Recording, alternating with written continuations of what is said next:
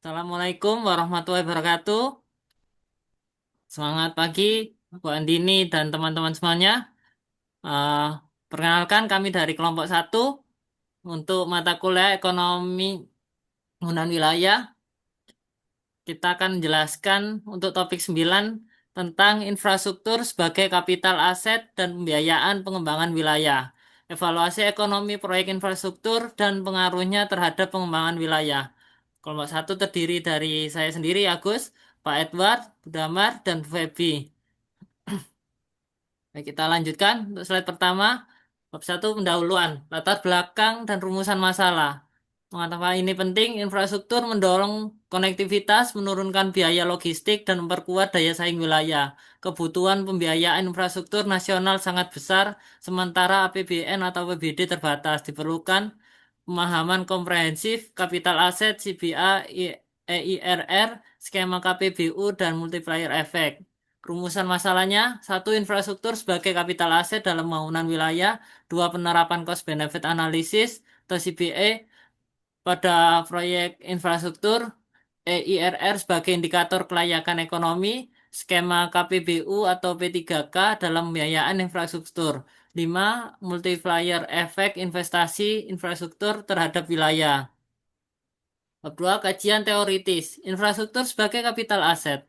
Modal tahan lama, durable capital yang tidak disediakan efisien oleh pasar swasta saja. Indonesia mengarah pada pendekatan infrastruktur SN Asset Class menurut Kemenkeu. 1. Aset jangka panjang. Masa manfaat ekonomi yang panjang long life asset. 2. Sang dan fixed cost tinggi. Investasi awal besar, biaya pemulihan yang rendah. 3. Public good. Eksternalitas positif yang luas bagi masyarakat. 4. Natural monopoli, lebih efisien jika disediakan satu penyedia. 5. Stable cash flow, arus kas relatif stabil dan predictable. Selanjutnya akan dilanjutkan oleh Bu Damar. Silakan. Ya, baik, terima kasih Pak Agus. Izin melanjutkan di slide ini kita membahas cost benefit analysis atau CBA. CBA adalah metode untuk membandingkan manfaat dan biaya suatu proyek. Eh, Pertanyaan sederhana, apakah manfaat yang diperoleh lebih besar daripada biaya yang dikeluarkan? Kalau iya, maka proyek layak. Lalu ada cost yang dihitung bukan hanya biaya pembangunan, tetapi juga pembebasan lahan, operasi, pemeliharaan, dan biaya lingkungan. Lalu ada benefit, manfaat juga tidak hanya berupa uang, misalnya waktu perjalanan lebih cepat, biaya transportasi turun, lapangan kerja bertambah, polusi berkurang, semua itu dihitung sebagai manfaat ekonomi. Lalu ada NPV, Net Present Value, itu menghitung selisih manfaat dan biaya pada nilai saat ini. Kalau hasilnya positif berarti proyeknya menguntungkan. Lalu ada BCR, Benefit Cost Ratio. Kalau BCR lebih dari 1 berarti manfaat lebih besar daripada biaya. Lalu slide selanjutnya, bukti empiris CBA. Slide ini menunjukkan bahwa teori tadi benar-benar digunakan di dunia nyata. Di Kenya, pada pembangunan jalur kereta SGR Kenya, awalnya keuntungan finansial tidak terlalu besar, tetapi selalu dihitung manfaat sosialnya seperti penyerapan tenaga kerja, pengurangan emisi, peningkatan ekonomi, dan hasilnya menjadi layak. Lalu di Indonesia ada proyek Tol Demak Pati, nilai BCR-nya sangat tinggi. IRR mencapai 44%. Artinya manfaat yang diperoleh jauh lebih besar dibanding biaya pembangunan. Kesimpulannya itu evaluasi proyek tidak boleh hanya melihat keuntungan investor, tetapi juga manfaat bagi masyarakat. Lalu di slide selanjutnya, Economic Internal Rate of Return atau EIRR. Di sini dijelaskan perbedaan FIRR dan EIRR. FIRR itu mengukur keuntungan investor, Sedangkan IIRR mengukur keuntungan bagi masyarakat, misalnya jalan tol. Investor mungkin untung sedikit, tetapi masyarakat mendapatkan manfaat besar berupa hemat BBM, hemat waktu, ekonomi meningkat.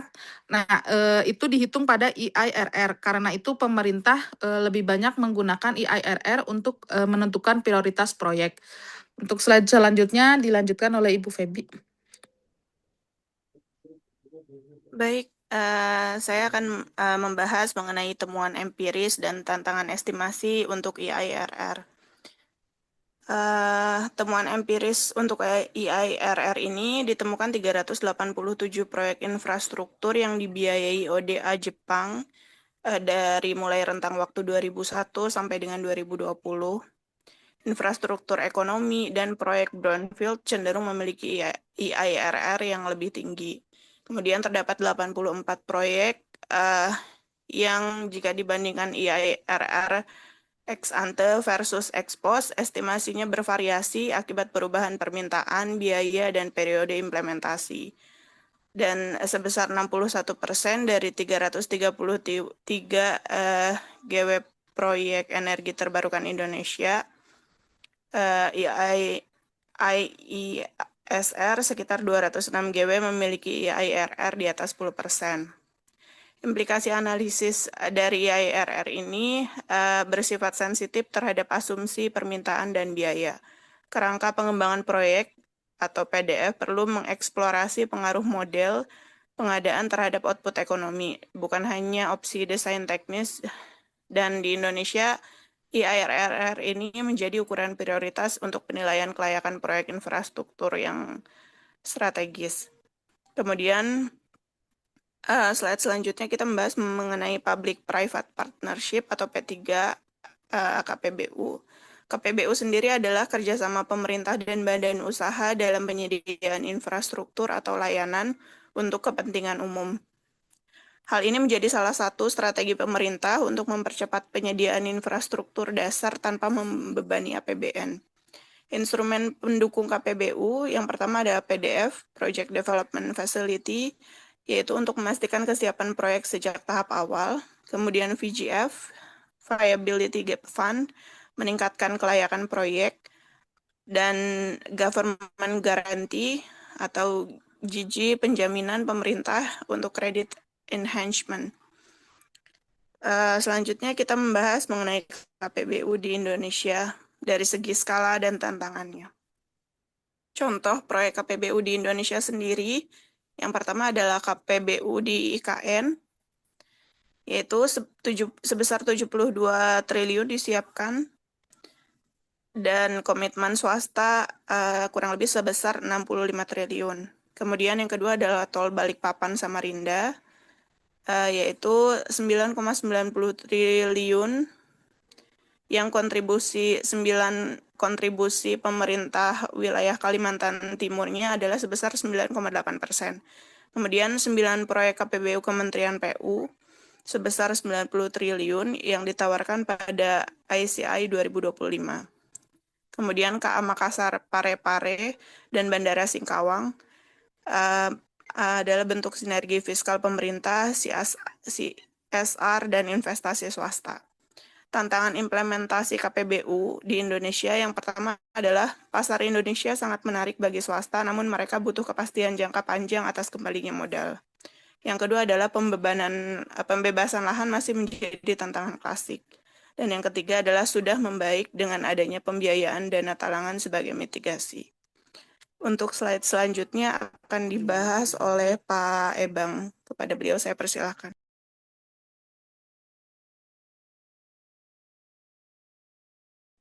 Baik, terima kasih. Saya melanjutkan ke slide berikutnya, slide 10.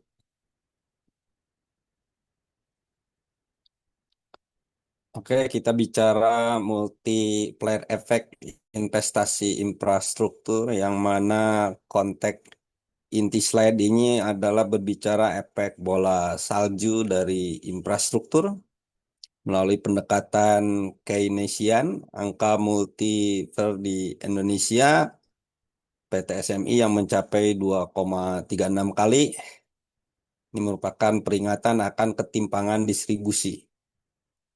Inilah puncak dari mengapa kita membangun infrastruktur.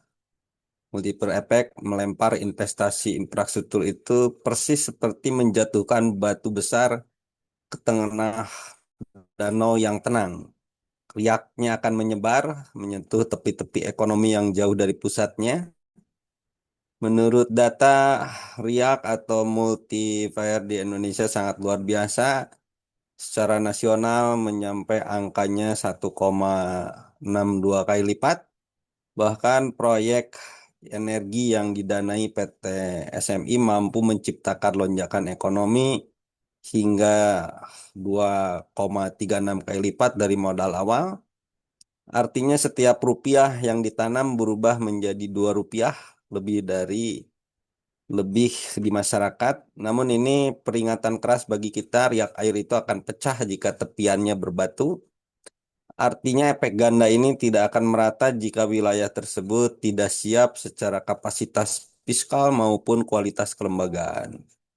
Wilayah yang kaya akan semakin cepat kaya jika kita tidak melakukan intervensi kebijakan yang tepat. Baik, ke slide berikutnya, Pak Agus.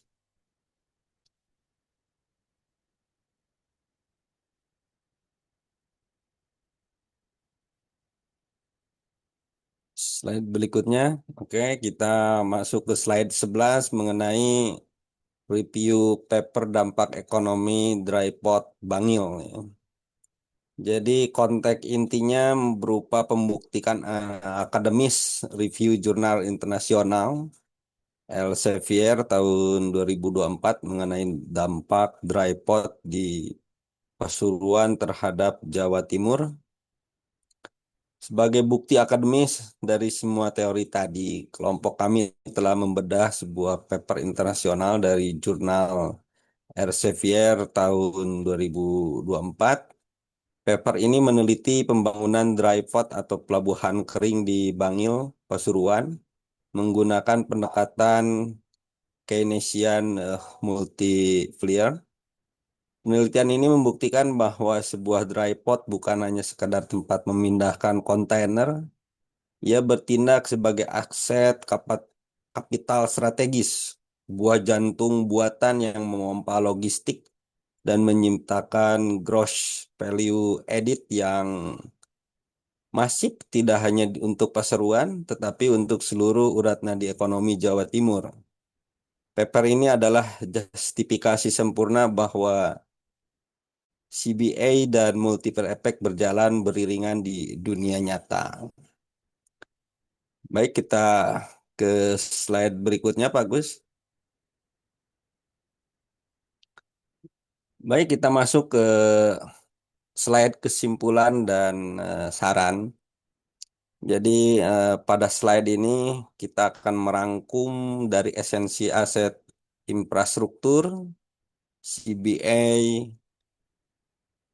ERR, KPBU, dan multiplier untuk kebijakan berbasis kebutuhan teritorial. Jadi sebagai penutup, apa yang bisa kita bawa pulang hari ini, infrastruktur adalah aset peradaban. Kita telah melihat bahwa pendekatan cost benefit analysis dan ARR mampu membuktikan bahwa infrastruktur bukan sekedar biaya, melainkan investasi yang menghidupi masyarakat luas. Dengan skema KPBU, kita mampu melampaui batas anggaran negara, menciptakan multiplier effect yang melipat gandakan kesejahteraan. Namun saran terbesar kami dari kelompok 1 adalah sehebat apapun pembiayaan dan analisisnya, infrastruktur harus dibangun berdasarkan kebutuhan teritorial. Jangan membangun pelabuhan di tempat yang tidak memiliki barang untuk dikirim. Bangunlah infrastruktur karena wilayah tersebut memang memanggilnya. Dengan begitu, infrastruktur benar-benar akan menjadi urat nadi yang menghidupkan Nusantara.